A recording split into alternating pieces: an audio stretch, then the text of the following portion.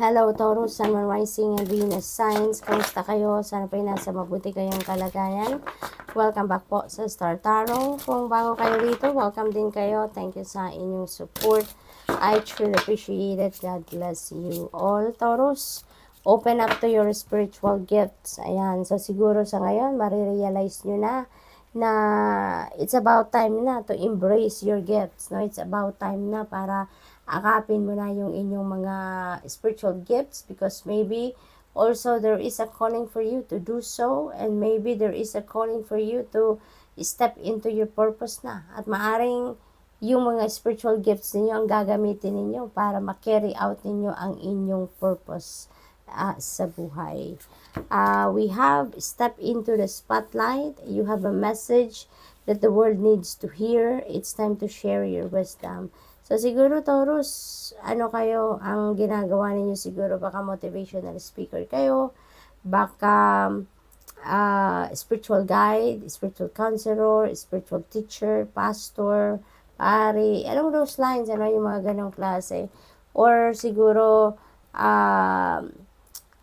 mentor kayo or life coach, no? Na you are sharing your wisdom with other people. You are using your ang tawag dito, yung mga lessons learned ninyo in the past, no, sa buhay ninyo. Maybe yan ang sinishare ninyo sa ibang tao to inspire them and to motivate them at the same time. Be a light to others. Yun na nga, Taurus. Kayo siguro yung sandalan na maraming tao din.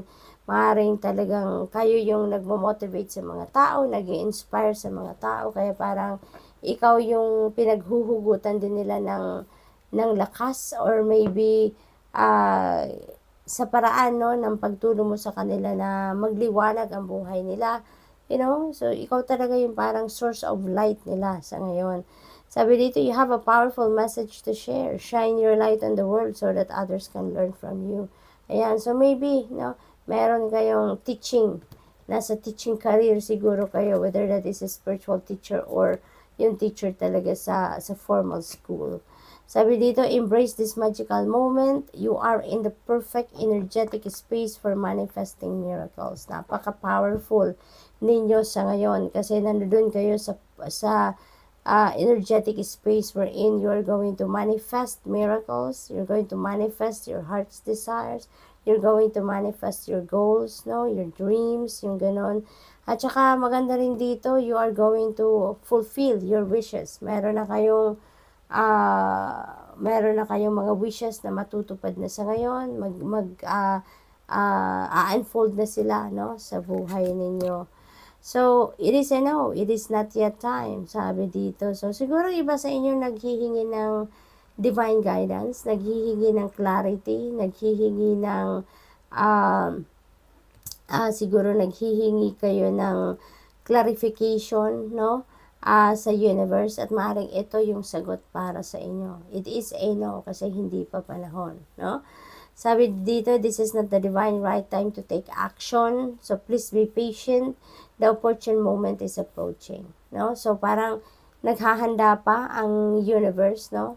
Meron pa siyang inihahanda para sa'yo. Kaya, hindi pa ito ang tamang panahon para mag-take action kayo towards whatever it is na ipinagtatanong ninyo.